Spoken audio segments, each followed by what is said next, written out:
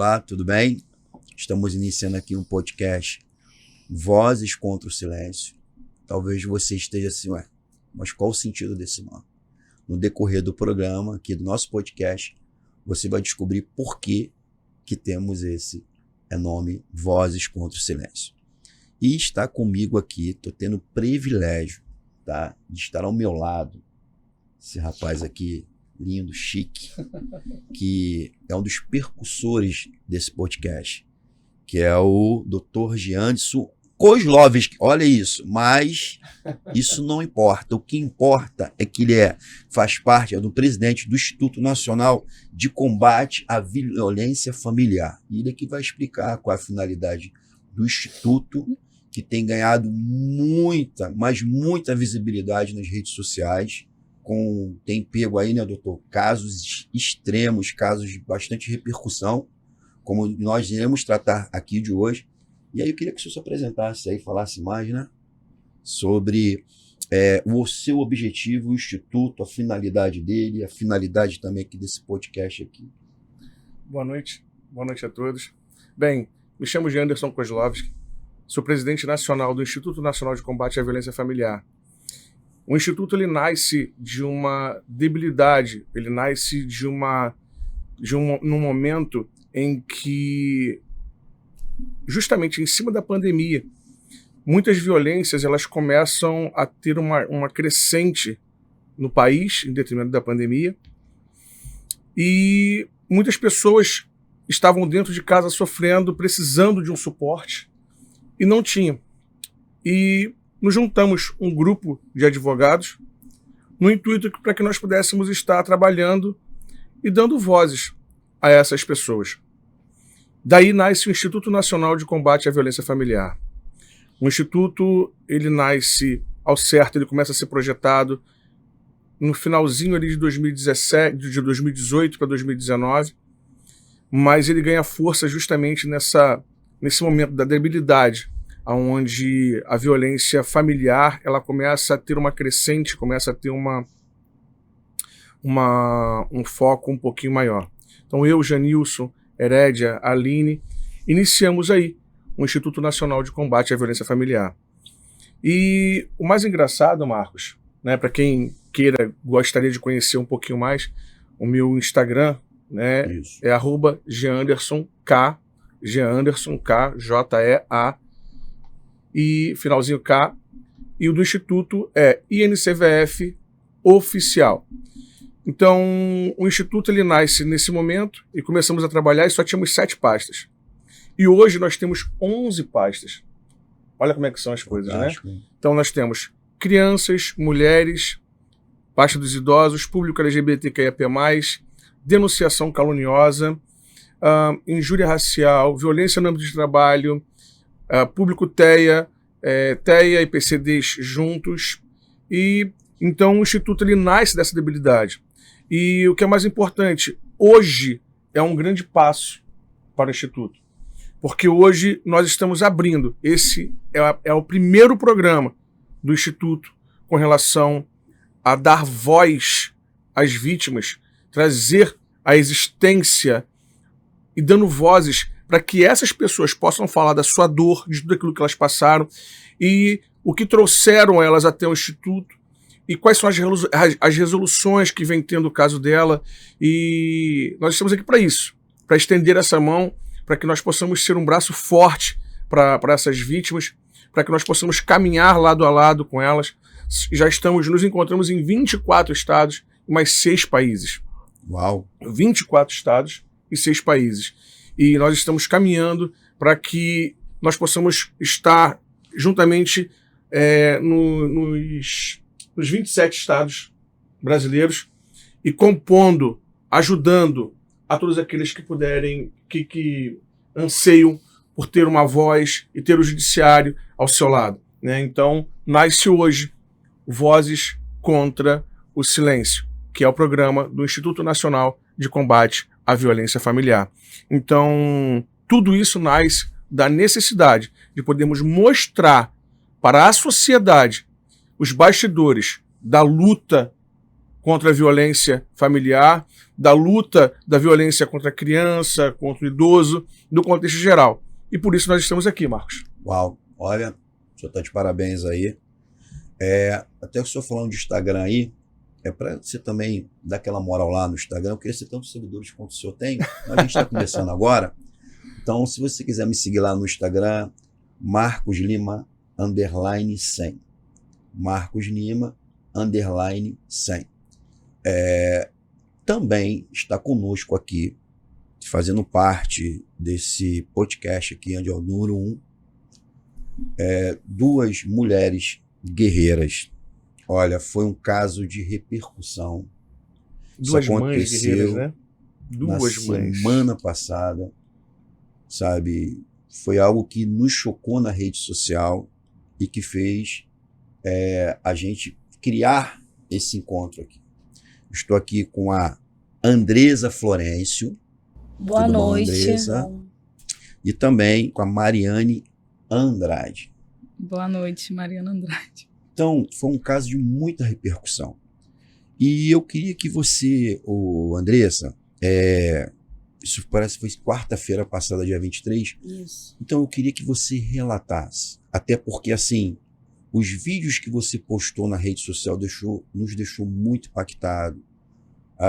Você foi lá, você foi até a casa do pedófilo, né? Ele está sendo conhecido como pedófilo de Caxias. Caso do pedófilo de Caxias, né?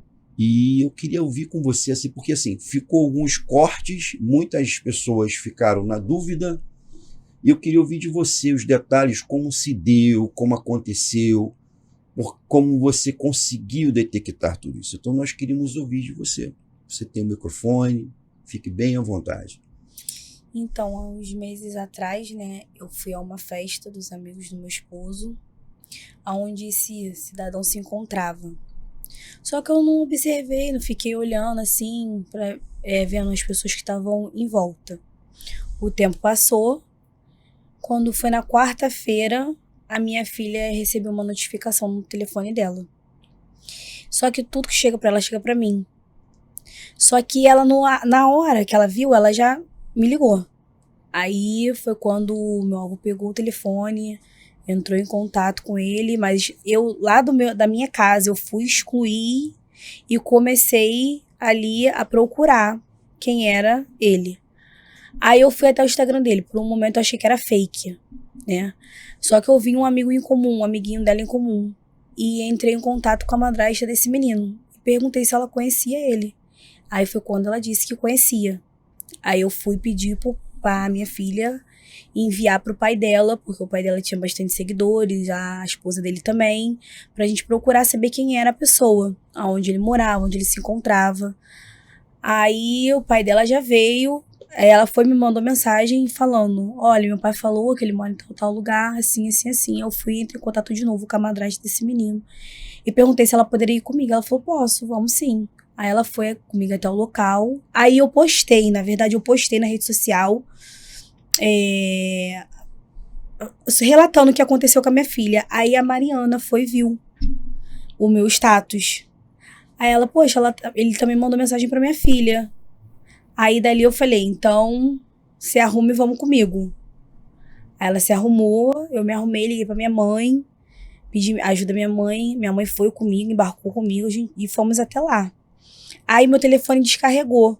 Foi aonde a Mariana começou a ligar pro telefone da Mariana, que também chega a mensagem. Foi quando eu respondi a ele, que eu não tinha respondido as mensagens ainda. Foi quando eu respondi pra ele perguntando quem ele era. E aí até demorou um pouquinho pra ele responder. Nós fomos lá na empresa até dos pais dele, que também se localiza lá no mesmo bairro que ele mora. E aí os pais deles vieram, conversaram com a gente e tudo mais. E logo depois que eles entraram pra poder... A gente estava esperando até uma viatura também chegar no local, porque nós pensamos que eles estavam lá, que ele estava lá dentro e ele não estava. E aí ele foi e me respondeu. Oi, e começou a falar barbaridades. E eu fui falando como se fosse a minha filha mesmo. E aí fui perguntando onde ele morava. e tudo mais. Ele foi, me respondeu, falou o endereço, mandou a localização. Foi aí que nós decidimos ir até lá também, para ver realmente se era, e ele marcou encontro dizendo que era só que a gente poderia, que a criança, no caso, poderia entrar, que o portão estava encostado. E aí foi quando tudo começou. Só que até o momento a gente estava aguardando a polícia chegar para fazer tudo conforme dentro da lei, né? Aí a gente viu que demorou assim a polícia chegar, não estava chegando. Minha mãe ligou pro 190, nada também de vir. Aí eles resolveram ir até a delegacia. Ou, no caso, o pai da minha filha, ela e a minha mãe. Aí... eu fui na delegacia, chegou lá, fiz o boletim de ocorrência, mas nada muito certo. Eles falaram que não podia fazer nada, porque não tinha provas suficientes para poder sair da delegacia, uma viatura e ir lá na casa dele. E aí, nisso, ficamos lá umas 2 horas, assim, na delegacia, 1h30, 2 horas. E nisso a Andresa ficou lá no local, aguardando a gente chegar também. Que eu fiquei com medo, né? Desculpa, de sair todo mundo. Qual foi a primeira delegacia que vocês foram? Fomos na 59. 59 DP Caxias, Isso. né? Você chegou a mostrar pra eles o seu telefone, tudo que tava lá, né? Sim, mostrei tudo, inclusive dei na mão do policial, ele olhou, ele ficou na hora ali chocado, né? Mas disse que não podia fazer nada porque não tinha um flagrante, assim, né? Doutor, ela chegou num ponto aqui muito interessante. A gente percebe que as delegacias em si, eles criam uma certa dificuldade para que a vítima ela prossiga. Correto? Conforme relatou, conforme já chegou comigo alguns casos, assim, até que pediram para optar pelo defensor público. O senhor, com a sua vasta experiência, um caso como esse, quando uma mãe chega na delegacia para relatar um abuso, e ali ela não tem aquela voz que ela precisa, o que ela deve fazer? Bem, o que ocorre? Nem todas as delegacias elas estão preparadas para atender os crimes de natureza sexual. E ainda mais quando envolvem crianças, diretamente. Por isso que existe a DECAV, que tem um trabalho perfeito também, tem um trabalho humanizado, tem uma escuta humanizada, que é feita com psicólogos e tudo mais, para que dê todo o suporte para a criança. Ou seja, quando esses casos eles vão para a delegacia, ainda mais nessa questão que existe o flagrante, porque foi um ato contínuo, tá? Temos que observar também que a delegacia 59 não é uma delegacia de flagrante. E aí é que nós vamos entender o ocorrido, o que aconteceu para que o Dr. Jean pudesse entrar, intervir e ter feito aquele trabalho exímio que ele fez, que foi um trabalho, e se não fosse ele, não teria acontecido, né? Verdade. E ele fez um trabalho brilhante.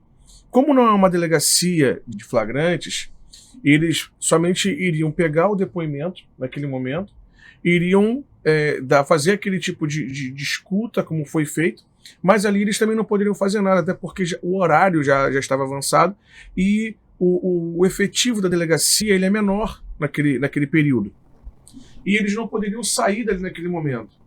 E eles fazem aquilo ali, no entanto, que a própria Mariana e a Andresa, elas falam que ele fica perplexo quando ele lê. Mas graças a Deus que no mesmo momento o Dr. Jean fez contato. Olha isso. Da 60 DP, Dr. Jean, esqueci o sobrenome dele.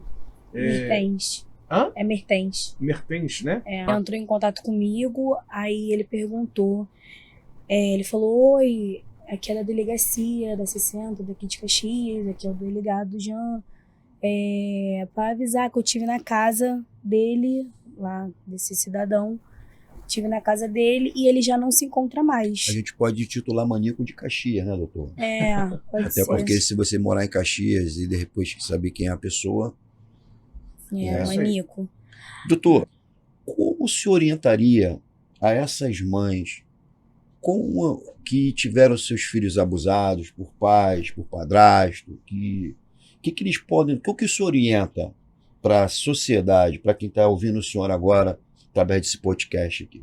Bem, há um tempo atrás, para que eu possa falar um pouquinho mais sobre essa questão também, para poder elucidar, eu vinha falando sobre os jogos que as crianças hoje têm acesso na internet. Free Fire, as pessoas... Roblox, uma coisa desse jeito. Roblox. Né? Tem muitas denúncias, existem muitas denúncias dentro disso. O público K-pop também, eu costumo dizer o seguinte, que a internet ela é um livro aberto. Se você quiser hoje se passar como uma bailarina, você vai ser uma bailarina. Isso eu tô falando um homem, né? Tô colocando um homem aí de seus 40 anos. Se ele quiser ser uma bailarina, ele vai fazer...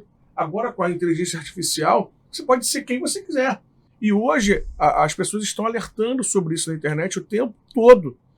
E crianças estão caindo nisso. Então, a Mariana, tanto a Mariana quanto a Andressa, elas vão falar conosco algumas coisas que elas vão trazer justamente o que eu sempre falei.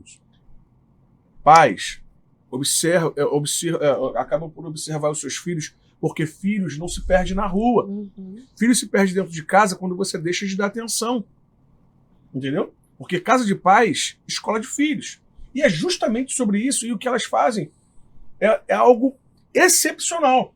E traz muito isso. Só que lê do engano das pessoas que também acham que esses crimes só acontecem pela internet. Às vezes, ele está acontecendo com pessoas que você nunca, jamais imaginaria que estaria acontecendo. Verdade. Como já chegou para o Instituto, uma situação onde o pai estava sendo acusado pelo crime de estupro de vulneráveis, mas que, na grande verdade, quem estava cometendo era a avó com uma criança. Então, só para que você possa entender um pouquinho de como isso acaba se desdobrando, sabe? Então, assim, às vezes o perigo está ali do lado. Até porque existe uma coisa chamada síndrome de repetição, que a pessoa que é abusada quando pequena, se ela não for tratada, ela tende a repetir os padrões daquilo que aconteceu com ela. Então, chama-se síndrome de repetição. E nós temos que ter muito cuidado com relação a isso. Andressa, o que chamou muita atenção na rede social foi a sua perspicácia, né? O Seu grito, né? Vamos botar assim, não, né? foi a questão de como é que foi essa sua observância. Você fica monitorando a sua filha 24 horas? Fico. Porque o telefone dela, meu primo, no caso, programou o telefone dela para tudo que chegar no telefone dela em tempo real chegar no meu também. Até uma ligação. Vai tocar no meu telefone, eu vou ver quem é que tá ligando para ela. Então, assim, eu fico tranquila quanto a isso. Eu observo muito, eu sou muito observadora e eu sou muito clara com ela. Às vezes a minha mãe até fala, não tem necessidade de tanta clareza assim. Só que no mundo que a gente vive hoje, tem que ser tudo muito claro. As coisas têm que ser muito esclarecidas para entender a maldade do mundo. Entendeu? Então, assim, eu fico muito tranquila, até porque eu também tenho uma loja de roupa infantil, eu preciso que ela me ajude a colocar roupa, a divulgar a roupa, entendeu? Então, eu acho que não tenho por que eu ter medo dela ter rede social, porque eu tô o tempo todo ali em cima. Eu confio na educação que eu dou à minha filha, eu confio na transparência que eu passo para ela, eu confio nas coisas que ela me conta, ela não me esconde nada. Ela não me esconde nada, ela me conta tudo. Isso aí eu tenho certeza da educação que eu dou a ela. E eu tenho essa loja de infantil, de criança, de menina. E eu precisava criar uma página para ela, entendeu? Então, quanto a isso, eu tô tranquila. Tô bem tranquila, porque eu sou muito observadora. Meu esposo também fica em cima, o pai fica em cima, as avós ficam em cima. Então, não tem como fugir do meu controle. Você monitora a sua filha, o que ela deve, orienta ela, o que ela deve assistir, o que ela não deve assistir? Sim, inclusive o Roblox. Eu falo muito com ela sobre o Roblox, o jogo do Roblox, que eu vi que tem um negócio que agora estão fazendo... Ensina a fazer até programa. Tá ensinando a fazer, as meninas a fazer job alguma coisa assim, que eu li um pouco por cima. E eu orientei ela, não, mãe, eu não faço, eu não jogo. Ela me mostrou, abriu o aplicativo, ela me mostrou que ela joga. Inclusive, quando ela tá no quarto também jogando, eu vou até lá, olha, tá falando com quem? Deixa eu ver. Tá ao vivo com quem? Aí ela, não, mãe, tô com a Manu, minha amiga da escola. Aí, oi, Manu, aí eu vejo pela voz que realmente é amiguinha da escola. Agora eu vou explorar um pouquinho você, Mariana. Permita-me. Pode falar. Mariana, como você detectou isso? Porque ela detectou, como é que foi essa sintonia entre vocês? Então, eu e a Andressa somos amigas há muitos anos. E a Valentina, eu criei uma página para ela também, para postar fotos dela. As primas também têm. Então ela, mãe, eu queria um Instagram e tudo mais. Só que ela tem, inclusive, um telefone. O Instagram dela não tá no celular dela, apenas no meu. Então, somente eu que vejo tudo dela. Eu que posto uma foto dela. Eu que assisto... Eu que aceito pessoas, excluo pessoas da rede social dela. Ela não tem acesso em momento algum, somente eu. E ela até me cobrava, mãe, eu quero no meu celular e tal. Eu falo, não, espera um pouco. Eu sempre falava pra ela que eu esquecia a senha e que eu não sabia como redefinir pra botar no celular dela. Usava essa desculpa pra ela. E aí a Andressa postou prints desse cidadão no status dela. Só que um dia antes tinha chegado mensagem dele, ficou nos ocultos do Instagram da minha filha, e solicitação. Eu vi, mas eu não tinha visto as mensagens ainda, eu só vi a solicitação que chegou aqui no meu celular. Falei, não vou ver não, agora não, porque eu estava ocupada. Quando a Andressa postou, eu falei, caramba, é o mesmo nome, é a mesma pessoa. Aí eu fui e falei, Andressa, mandou pra Valentina também, mandou pra minha filha, e a Andressa falou assim, Mariana, vamos atrás dele.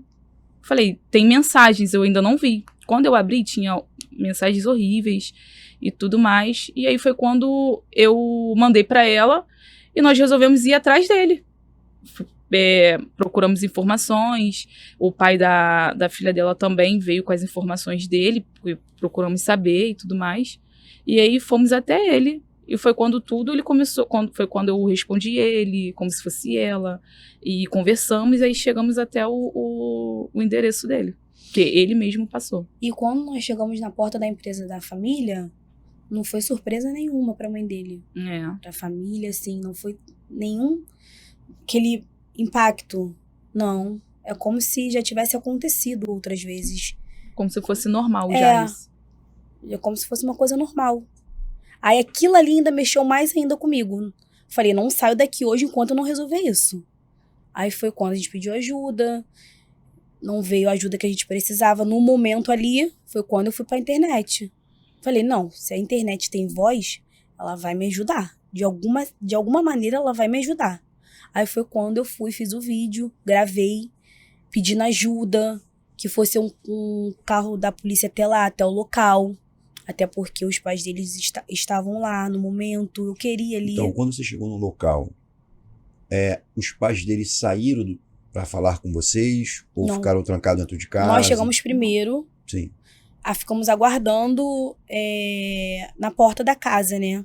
Até ali eu tava tranquila. Né? Na empresa. Não, na casa. No caso, quando você botou na rede social, você foi para a residência dele. Já tava na porta ali dele. Ele estava dentro de casa. Ele tava, o maníaco tava dentro de casa. Sim. E os pais ainda não tinham chegado. Aí a gente paramos na porta da casa, né? Ficamos ali aguardando para ver se... Fui lá, gritei. Botei meu capuzinho como se fosse uma criança. Gritei lá na porta, que eu sou baixinha. Gritei lá na porta. Aí ele não me atendeu.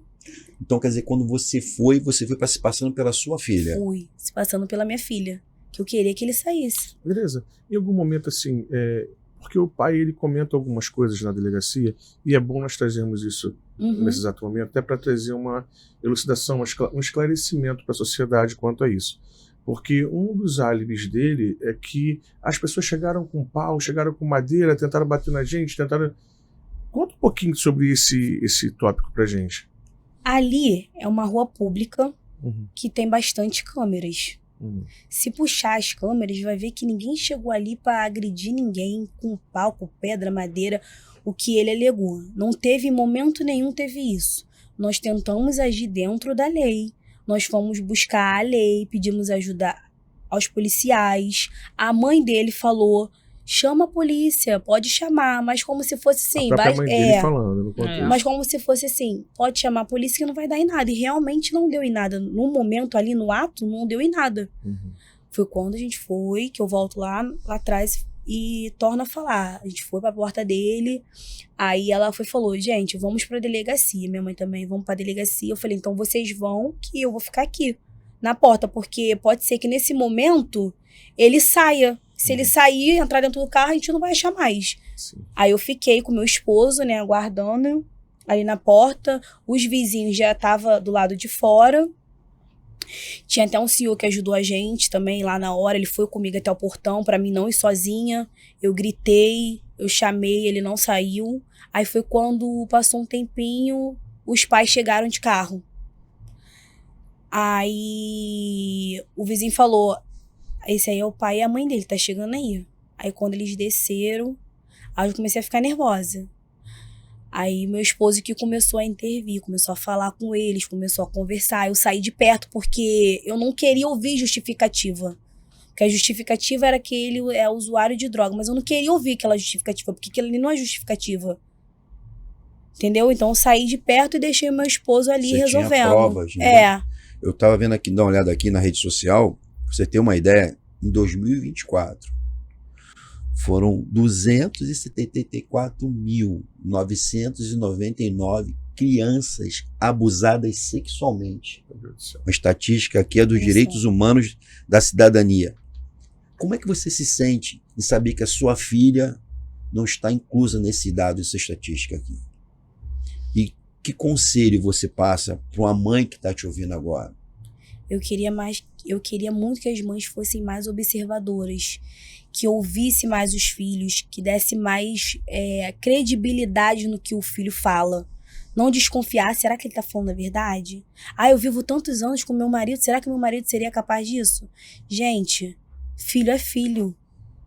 Isso é um caso muito sério, entendeu? Então, assim, eu queria que as mães dessem mais credibilidade pros filhos, ouvisse mais, orientasse mais, fosse olhar o telefone deles, redes sociais, entendeu? Oculto lá no Instagram, que chega muito, vai lá, dá uma olhadinha, custa nada conversar com o filho, explicar, porque assim, é muito complicado, é um caso muito complicado. Pelo que eu pude perceber, então, conforme você narrou os fatos, ele, por sua vez, tem enteados, né? Tem Sim, filhos que isso. são amigos dos filhos de vocês, Da minha filha. da sua filha. É, só da minha filha, dela não. Nela. E como é que para chegar até você?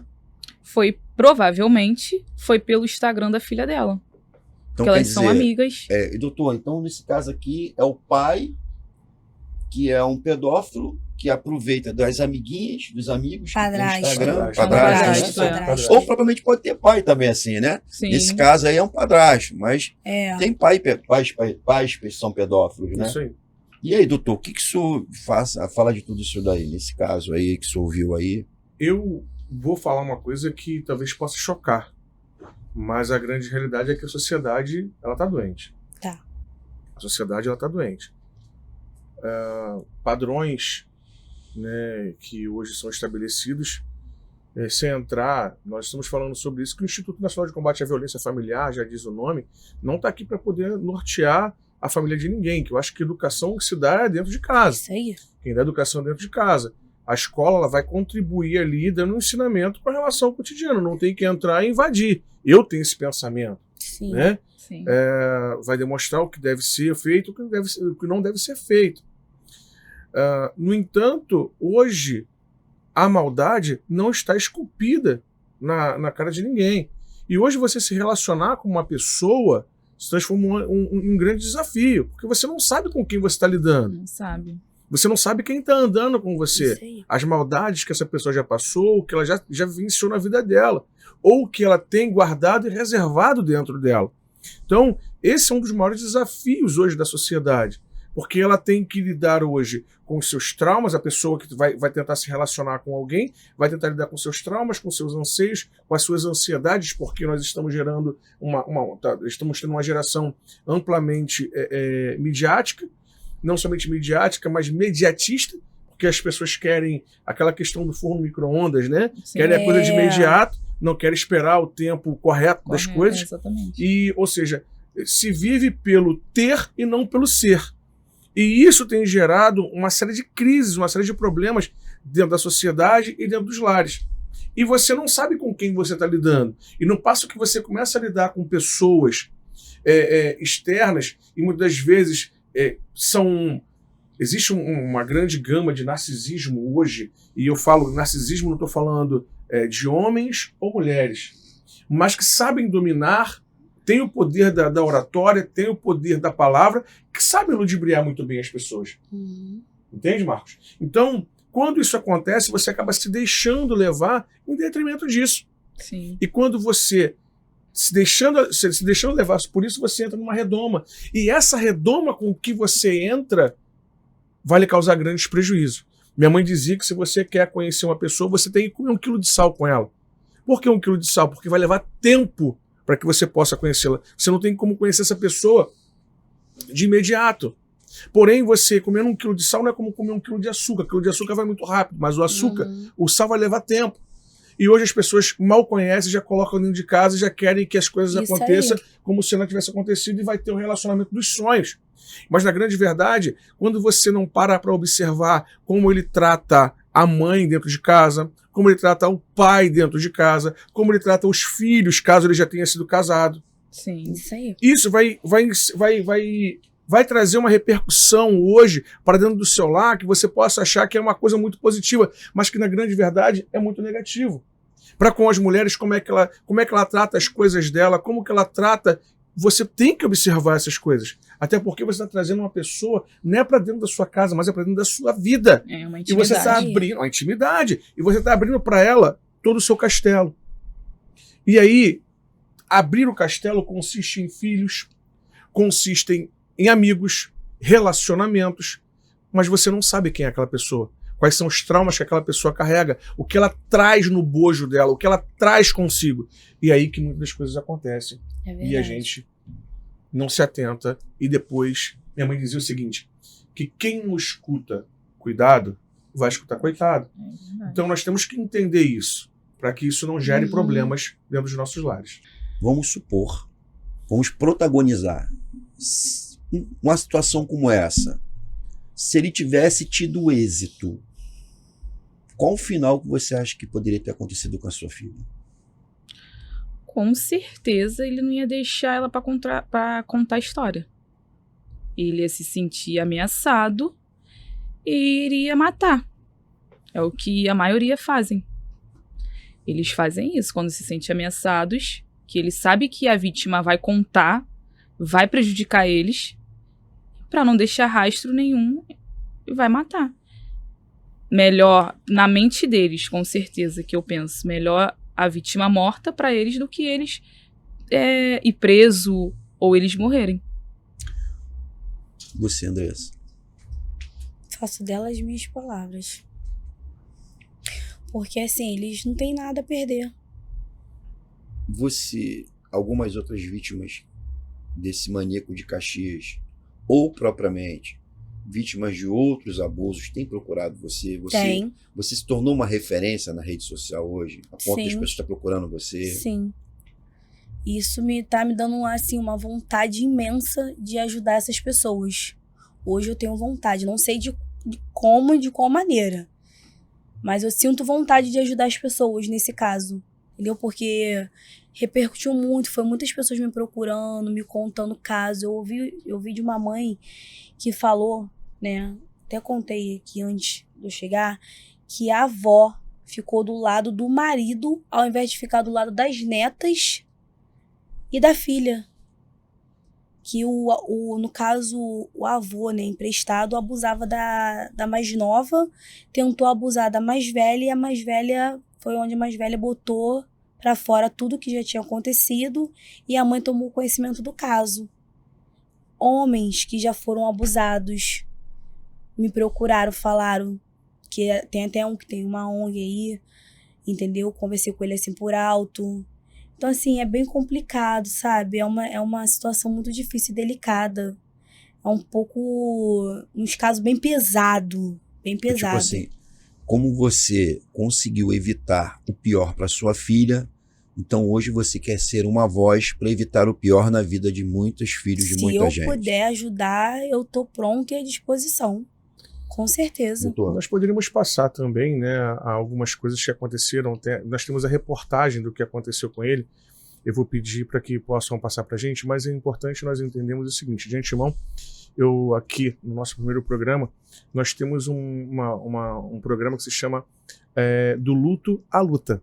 O que é isso? São mulheres que passam, mulheres ou vítimas que passam por aquela situação de violência, e logo após passarem por isso, recebem o suporte do Instituto, e após receber o suporte do Instituto, elas vêm para lutar conosco, né? Então eu quero fazer esse convite para vocês, e para que vocês possam participar juntamente conosco.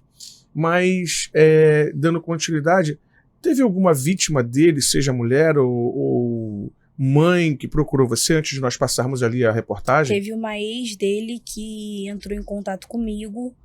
Ela falou que namorou com ele, ela já era até maior de idade, né? Falou que namorou com ele, que sofreu bastante na mão dele por causa dos vícios dele, que batia muito, que ela teve um tempo que ela achou até que ela ia morrer, que ela não tinha força para sair desse relacionamento. Ela foi afastar. Uma amiga também não sei se é atual, se é ex, o que é, falou também que já presenciou muito ele bater na amiga dela, que hoje em dia não sabe nem se a menina tá viva, que não tem mais contato, que não sabe onde a menina foi parar. Então, assim, isso me chamou muita atenção, porque é um caso muito pesado.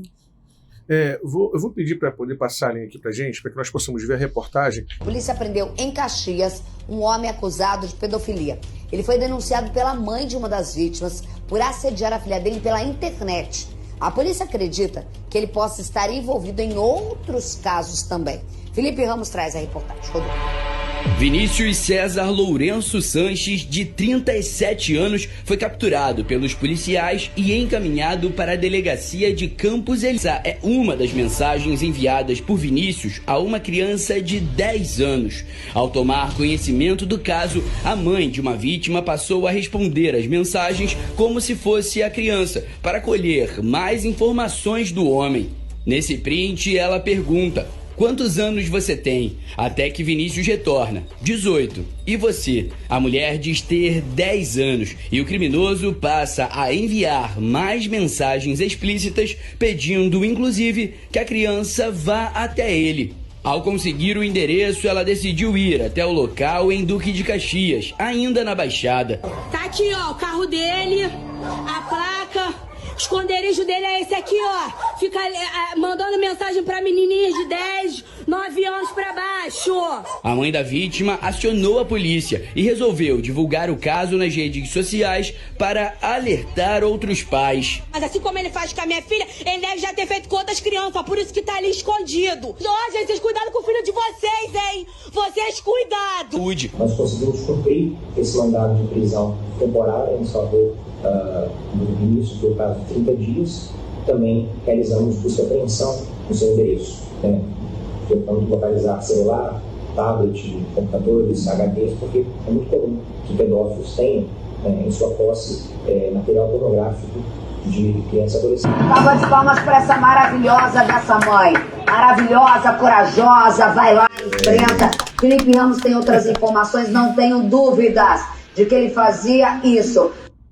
então aquele carro ali que apareceu na reportagem é dele? É dele. É dele, É né? um dos carros dele. Uma pergunta: ele é casado? Tem filhos? Então, pelo que os vizinhos falaram, todo dia vai uma mulher, né? No caso, uma mulher lá, botava coisas pra ele no muro, ele pegava do muro e entrava pra dentro de casa, ele não saía.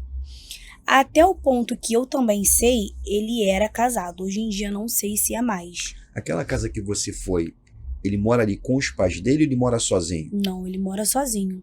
Ah, então os pais dele moram em outro local. Mora em outro local e ele mora ali sozinho. Ali é Caxias? É, Caxias. Então, ele veio da ilha corrido pra Caxias. Por conta também do mesmo... Não sei se foi do mesmo acontecimento, tem a mesma situação. Que você recebeu, né? Sim. Isso foi informações que eu recebi, que dos vizinhos, próprios vizinhos falaram que ele veio da ilha corrido porque tinha aprontado lá e veio pra Caxias. E aí, doutor? Nesse caso aí, a polícia vai fazer outras averiguações, investigações? Sim. O que ocorre? A polícia, ela ela solicita a prisão temporária e solicita também a busca e apreensão de todos os materiais que estavam com ele. Exemplo, eu lembro que em sede de delegacia nós estávamos conversando e o Dr. Jean, que fez um brilhante trabalho, ele solicita o telefone para os pais e os pais falam que o telefone havia desaparecido, que havia sumido, né? E no momento em que ele fala que sumiu, ele fala, olha, eu vou procurar, vou buscar mais informações para que eu possa fazer todo o levantamento nessa situação e buscar nas redes sociais. E ele viu que como o telefone dele havia sumido, ele pede para que seja feita a quebra do sigilo das contas dele da Meta. E no momento que é feita a quebra da Meta, porque ele fica registrado lá por 30 dias, né? Então, quando ele efetua isso, ele achava que, não, agora sumir com o telefone, não vai ter mais nada. Só que ele é de engano. Foi solicitado as informações para o Meta e vai trazer tudo sobre ele, quantas contas ele utilizava, quais eram as contas que ele utilizava, tudo sobre ele, e o que ele conversava, o que ele deixava de conversar. E aí é que a coisa acontece, né? Vão aparecer vítimas que talvez nem vocês estão sabendo. Foi o que eu falei. Quando isso acontecer, e o fato de nós estarmos sendo a voz contra o silêncio, porque muitas pessoas às vezes não conseguem buscar ajuda, ficam enclausuladas, né? E por isso que muitas pessoas te aplaudem, estão aplaudindo a atitude de vocês, estão parabenizando a vocês, porque muitas pessoas não têm força, porque têm medo de se expor. O que é mais assim assustador é que ele usava a própria rede social dele mesmo, oficial. Sem medo nenhum. Sem medo nenhum. Ou seja, ele já praticava isso normal, pra ele era uma coisa normal, marcar encontros de lá nessa residência que ele tava marcando. Tanto é que ele falava na conversa, eu moro aqui em tal lugar. Ele dava o endereço dele? Ele dava o endereço dele como se a vítima morasse também no mesmo local dele ali, mesmo bairro. Era uma coisa pra ele normal marcar lá já. Ele mandou a localização em tempo real, mandou o WhatsApp dele e mandou por escrito o endereço também. Nessa conversa ele chamava para que a criança fosse para casa dele, no caso. Sim, inclusive ele deixou bem claro, só empurrar o portão que está aberto.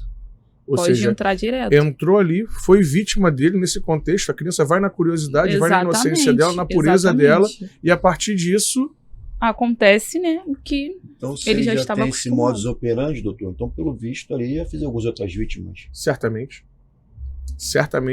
Ele agiu muito natural na conversa. Por isso que foi pedido para que se pudesse quebrar o sigilo dele, né? Então, assim, creio que a justiça ela vai conseguir, quer dizer, já concedeu, a verdade é que já concedeu, a prisão temporária dele já foi concedida. Eu creio que foi feita uma estratégia com relação a colocar ele dentro de uma clínica de recuperação dentro da comunidade da Rocinha, né? Até porque eu acho que se a coisa cai ali para a comunidade, ele não sairia de lá. Um pouco também. Mas colocaram para dificultar, no entanto, que a prisão dele aconteceria na própria quinta-feira. Isso, né? Não. O caso aconteceu na quarta.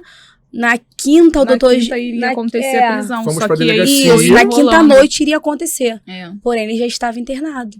Porque tiraram ele de casa na madrugada. Na madrugada. Agora, melhor parte, cereja do bolo. Né, que as meninas querem ouvir, eu também. E sou dado pela sua vasta experiência. Crime que ele cometeu. Quanto tempo esse cidadão pega de cadeia? Bem, a grande verdade é que nós estamos falando de 2 crianças. Correto. Que já somatiza. Não tem como eu colocar para você aqui um tempo correto. Por quê? Porque eu tenho que buscar as informações que vão vir agora do Meta, porque espero em Deus que ele só tenha tentado e não tenha conseguido com criança alguma. Mas só a tentativa já é o crime, tá? E ali vai se encontrar pessoas reclamando sobre violência. No telefone dele vão ser encontradas muitas coisas, né? E eu, mais uma vez, quero parabenizar a Polícia Civil do Estado do Rio de Janeiro pelo excelente trabalho que fez mediante a tiragem do Dr. Jean Mertens, né? Dr. Jean Mertens, um profissional incrível. E, assim, a partir desse momento, as coisas começaram a acontecer e chegamos ao resultado que nós esperávamos. Agradecer também, de todas as formas, a confiabilidade tanto da Andressa quanto da Mariana no Instituto, porque nós chegamos para poder fazer um trabalho e sei que, assim, no momento de fragilidade, muitas pessoas chegam, se aproveitam querendo mostrar tudo, isso, aquilo, aquilo outro. Muitas pessoas por questões midiáticas, e eu entendo que nesse contexto dela tem que haver a questão da mídia. Por quê? Para que outras vítimas possam aparecer e falar sobre aquele caso. Uhum. Você está me entendendo? Então, esse ponto é essencial. Então, por isso que eu falei, até hoje eu não falei nada com ela, eu falei assim, olha, cuidado com a internet, segura a internet. Deixei ela à vontade, até porque é um grito. A voz dela, está utilizando a internet como voz para ela. Só que agora ela tem a voz que é a internet e também tem a voz jurídica, que vai caminhar com ela e vai dar todo o suporte. E agora a filha dela também já vai ser acompanhada pelo Dr. Vinícius, que é do Instituto, é psicólogo do Instituto também, que vai dar todo o suporte para ela. Ou seja, o Instituto, ele trabalha nesse contexto aí, dando suporte para ela. E creio que a pergunta principal é sobre o tempo. Mas espero em Deus que para mais de uns 18 a 20 anos aí de prisão. Nós hoje trabalhamos com a ponta da lança. O que é trabalhar com a ponta da lança? Enxugando o gelo.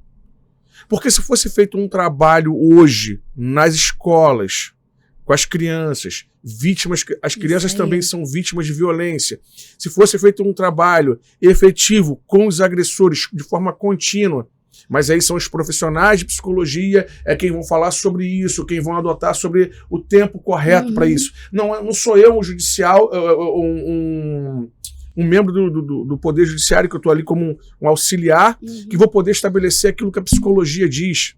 Eu não tenho como, mas existe um tempo para um tratamento. Porque é muito fácil você pegar uma pessoa e falar assim, passar por 4 sessões, vamos botar assim, você vai passar por 4 sessões aqui agora porque você foi um agressor, porque você violentou, e a partir de agora você está apto, pode voltar para a sociedade. Claro que isso vai dar problema. É certo de que isso vai trazer problema para a sociedade novamente. Porque hoje nós tratamos do agressor da Maria Chiquinha. Esse agressor vai ser preso. Mas se esse agressor não for tratado, ele vai voltar, pode não cometer aquele erro com a Maria Chiquinha. Mas quando ele sair, outra Mariazinha vai ser violentada. Então, o sistema judicial hoje, ele tem que estar aparelhado. A lei não está mais andando sozinha. Eu costumo dizer que tem que ter agora um conjunto multidisciplinar para que isso ocorra e que dê todo o suporte para a sociedade.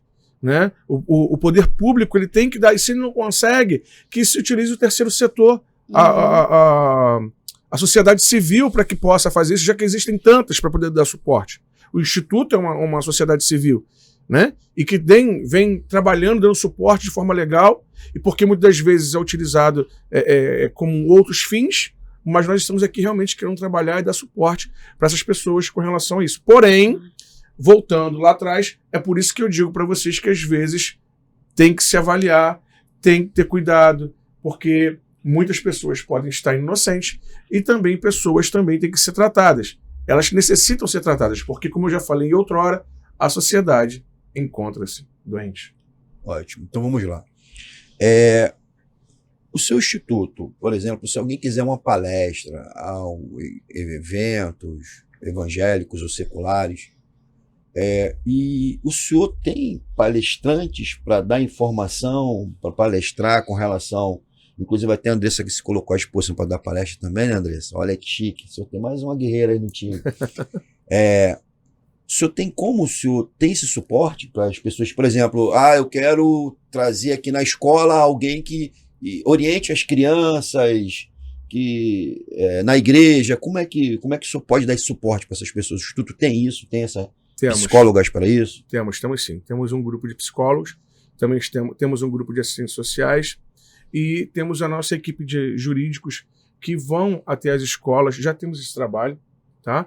Temos também um trabalho que é feito no social, que são rodas de conversa, com relação à violência doméstica, no contexto geral. Temos também, no contexto das religiões, e aí eu falo no contexto das religiões, no contexto são todas as religiões.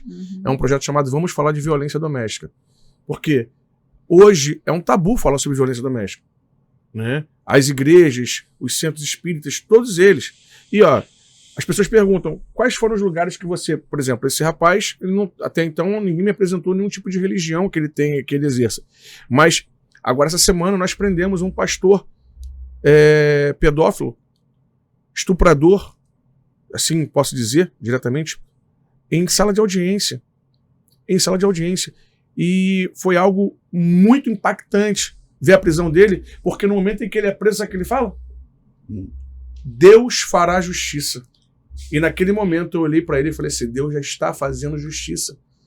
E quando as vítimas ouviram que ele estava sendo preso em audiência, deu-se um grito que ecoou na sala do Tribunal de Justiça, em todas as salas ali, nos corredores.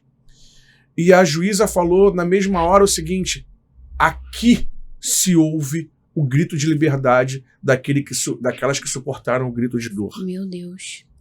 Que prenderam o grito da dor. E aquilo ficou guardado para todos nós, e creio que o próximo podcast nós vamos voltar. Já existe um podcast com elas, né? E esse podcast durou 4 horas.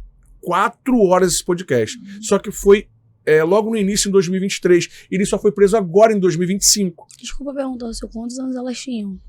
À época, elas tinham, vamos botar, menores de idade, entre 8 até os 15 anos. De 8 aos 15 anos. E uma delas só rompeu o silêncio. A Nath, eu quero até inclusive mandar um grande abraço para ela. Ela é líder da parte do Rompi o Silêncio, do Instituto. E vocês vão ter o prazer de conhecê-las. E a Nath, ela vai até a casa, passa em frente à casa da irmã dele. E nisso que ela passa, ele pede a ela, acaba persuadindo a ela e fala assim, abre o portão para mim. Aí ela vai lá e abre o portão dele para que ele possa entrar. E ele olha para ela e olha para a filha e fala assim, e aí, cabritinha? Como ele chamava ela de cabritinha, para vocês terem noção. Meu Deus. Vocês terem noção. Eu falo assim, e aí, cabritinha? Sua filha já está igualzinho a você quando você era menor. Já posso iniciar os trabalhos com ela. E aí o que faz ela romper e buscar auxílio, buscar ajuda do Instituto. O Instituto trabalhamos, foram 2 anos aí para conseguir a prisão dele, tá? Detalhe, foi com meninos e com meninas. E como é que funcionava? Para onde levava a fazer? Onde Abrindo aspas aqui, né, no contexto, o que acontece? Dentro da igreja, durante 40 anos, na sala pastoral, durante 40 anos, imagina você uma pessoa, durante 20 anos à frente de uma igreja, 20 anos à frente de uma igreja, fazendo eventos para as crianças, passando de carro buscando as crianças com pais de famílias carentes, dizendo que essas pessoas estariam de frente com o pastor, estariam seguras com esse pastor, e na grande verdade seus filhos estão sendo abusados. Eu não gosto nem de imaginar. E ele levava, não é? Gente, Eu não gosto, eu passo até mal só de pensar isso. Né? E aí ele leva as crianças para brincar na piscina, para dar aula, botava as meninas, falava como elas deveriam se portar na frente do púlpito, de perna aberta, com a calcinha aparecendo, marcava para dar aula para elas de instrumento e abusava das crianças. Então, assim, em breve vai ser o próximo podcast, né, que nós queremos fazer, dar continuidade a Vozes contra o Silêncio. Seria hoje. Com certeza vai vir muita gente aqui. Seria hoje. Tem muita gente que tem vontade de falar. E, inclusive, até chegou um caso através da Andressa, de uma menina que o pai abusou da filha, aí ela foi na delegacia, não se sentiu bem acolhida, pediram para ela procurar o Ministério, a Defensoria Pública, e o caso se arrasta, ele arrumou um advogado, porque tem aquela questão, se a família, né, por mais que o pedófilo não presta, ele tem um pai e uma mãe. Sim. Porque a família não tem nada a ver com não isso. presta, né? Mas é meu filho.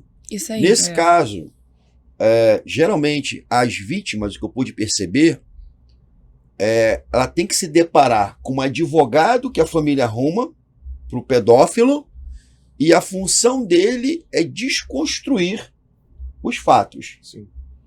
Entendeu? Nesse caso, isso intimida muito. Até porque muita gente hoje, a maioria desses pedófilos, eles atuam, doutor, na área da miserabilidade. Aquelas mulheres que eles sabem que não têm condições, são precárias, são gente que eles acham que não vai correr atrás. Nesse caso, doutor, quando a pessoa se sentir desse jeito, poxa, eu não tenho dinheiro, vou chegar na delegacia, vou ter que provar que ele cometeu o delito, como é que funciona? O que o senhor orienta aí? Nesse caso é onde entra o Instituto? Bem, ele abraça? Nós abraçamos sim, mas deixa eu explicar uma coisa para vocês. A Polícia Civil do Estado do Rio de Janeiro, apesar das suas debilidades, tem feito um trabalho brilhante no combate à violência contra a mulher, contra a criança, tem se inovado, até porque esses tipos de práticas elas têm se inovado todo o tempo. Pela internet, agora com o advento da inteligência artificial, tudo isso tem ocorrido. E eles trabalham de uma forma muito exímia, uma forma brilhante. A Defensoria Pública, idem, tem um trabalho incrível. Profissionais brilhantes também. Só que os prazos da Defensoria, eles são prazos em dobro. E a Defensoria, as pessoas não têm acesso a um advogado, que vai estar sempre tem acesso a estagiários, aí tem que se colocar à disposição do 190. Acaba que a gente também, nem todos nós do Instituto conseguimos dar resposta a todos. O nosso telefone do Instituto está lotado de informações que, com o passar do tempo, nós vamos dando atenção e vamos respondendo às pessoas de todas as demandas que chegam. O Ministério Público é brilhante no seu trabalho, é brilhante no seu fazer também. E o Instituto ele atua justamente como o quê? Ele tem um trabalho mais célere, vem acompanhando, vem dando força, vem pegando as informações e prestando essas informações como assistente de acusação. Nós trabalhamos como amicus curiae na assistência de acusação com o Ministério Público. E aí as coisas vão andando, vão caminhando, que é o que nós vamos fazer no caso de vocês. Colhermos todas as informações e levarmos essas informações para o processo através disso com o Ministério Público para dar um direcionamento, uma pena um pouco maior nesse contexto. Deixa eu fazer uma pergunta. Teve uma seguidora que ela me mandou mensagem falando que ela foi ameaçada pela família, no caso dele, pela advogada, porque ele também ligava para ela fazendo cenas obscenas, essas coisas assim, né? A mesma coisa que fez com as nossas filhas. No caso, se ela fosse hoje da queixa dele, isso incluiria no processo? Não nesse processo, mas abriria um novo procedimento. Um novo procedimento para ele. E ela tem que ir à ele. delegacia, ela pode procurar o Instituto. Ela falou que na época ela não fez porque ela se sentiu muito ameaçada. Então ela ficou com medo de procurar ajuda, mas depois que eu postei, ela falou que foi como se fosse libertador para a vida dela, para ela poder falar sobre. Entende agora o que são as vozes contra o silêncio? Então vamos lá. Houve algum momento você se sentiu assim? Eu acho que isso não vai dar certo, eu acho que minha voz não vai ter. Teve. Que momento você sentiu esse? E você assim, eu acho que isso aqui tudo vai ser em vão. No momento em que eu esperei, que foi quando ela me mandou mensagem falando, olha, a polícia não vai conseguir aí. Ela falou que não pode fazer nada. Ali me deu um sentimento de revolta tão grande, bateu uma tristeza tão grande dentro de mim, que eu falei, cara, ele não conseguiu com a minha filha, mas ele deve ter conseguido com outras crianças. Eu não posso sair daqui sem uma resposta. Teve um momento que eu até mandei mensagem para uma amiga, uma conhecida, na verdade, e falei, cara, tô desanimada, porque não é possível. Ficamos frustradas. Ficamos muito frustradas, bateu desânimo. Oh, sim. Fala. Porque lá na hora, eu explicando, eu ia até falar também sobre isso, que parecia muita, tipo assim, negligência e um caso tão sério para fazer, assim, pouco caso.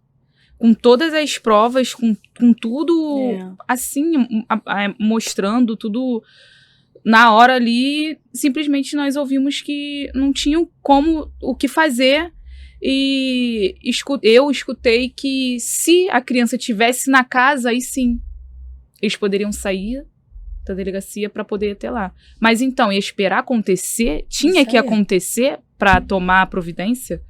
Tá entendendo? É uma coisa muito... Assim, pra mim foi... A impotência. Exatamente. E quando é que vocês permitiram que a voz de vocês iria contra o silêncio. Que vocês iriam, que a sociedade iria abraçar. Quando é que você percebeu que o negócio começou a andar? Quando ela expôs tudo. É. Eu, particularmente, eu sou muito... Ela é mais reservada. Eu sou muito tímida, vamos botar assim, bem mais reservada. Eu também confesso que eu fiquei com medo de me expor, porque isso... Eu não sei o que se passa na cabeça das pessoas, né? E ela já foi explanando tudo, botando tudo bem claro. E foi também chegando muitas mensagens no meu Instagram, no dela. Eu falei, agora o bicho vai pegar. E aí, quando apareceu o Instituto na vida de vocês, vocês se sentiram segura quando o Dr. Gianderson foi até vocês? Sim. Sim. E aí quando ela me falou, eu falei assim, agora vai Mariana, vai andar. tem um advogado aqui, ele entrou em contato, vamos botar pra frente. Agora começou, a gente vai ter que terminar, a gente precisa dar voz. Sim. Deve ter outras pessoas que já passaram por isso na mão desse cara, que não é normal o que ele faz. Ele tá acostumado. O acesso de vocês à delegacia foi diferente com a ajuda do Instituto? Foi. Como é que foi? Você pode relatar como é que foi o atendimento de vocês na 59 e como que foi o atendimento de vocês com a ajuda do Instituto na 60? Na 59 eu não estava Então, presente, foi ela. Eu fui. Eles fizeram o procedimento ali, como qualquer outra pessoa chegasse para dar uma queixa. Perguntaram endereço, tudo mais, tudo direitinho e tal, mas só que não... Simplesmente falaram que não podia fazer nada, não tinha o que fazer. Uhum. Aí eu falei, como que não tem o que fazer? Olha isso aqui, olha essa coisa.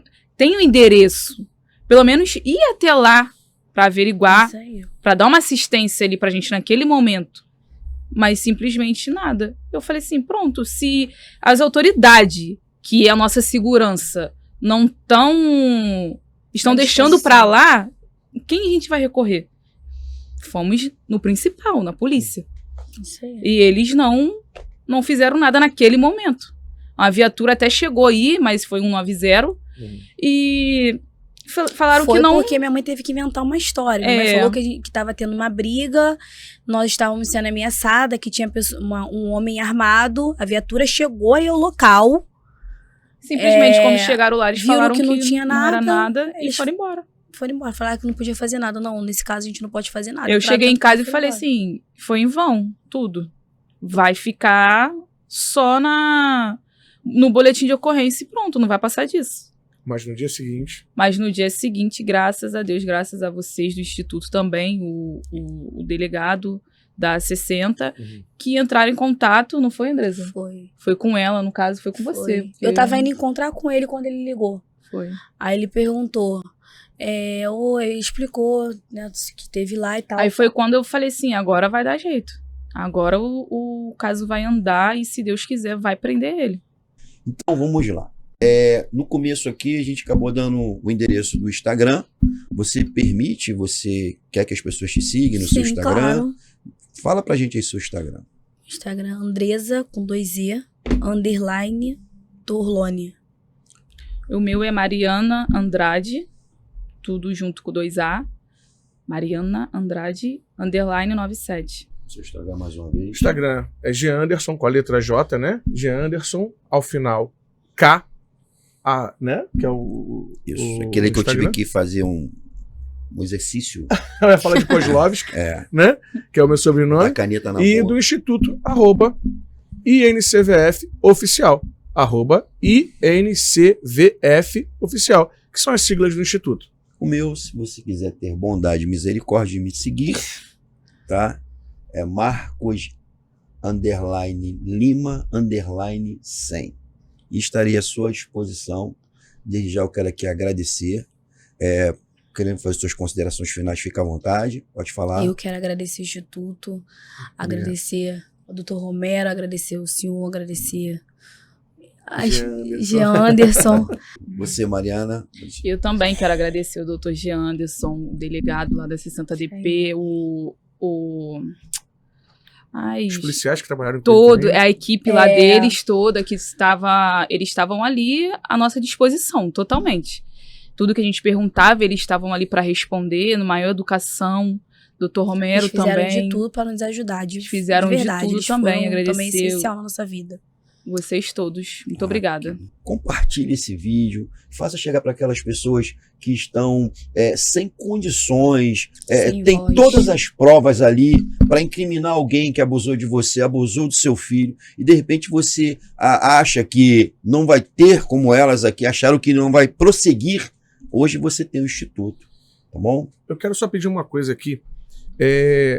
Isso aqui não estaria acontecendo hoje sem que o Ricardo, que é o proprietário da 2R Estúdio, não tivesse se sensibilizado pela causa e tivesse dado voz. E só está acontecendo isso hoje por conta dele. Então, eu gostaria de pedir a você, siga lá, @2R Estúdio. 2R Estúdio. Faça com que esse estúdio também possa chegar a muitas outras pessoas. Já é bem conhecido, mas para que ele possa romper as barreiras e muitas outras pessoas possam estar vindo para cá e possam estar abrindo portas para muitas outras pessoas e abençoando muito mais outras pessoas. Bem, A ti, Ricardo, muito obrigado. Tá bom, meu amigo? E vamos junto. todos. Uma ótima semana.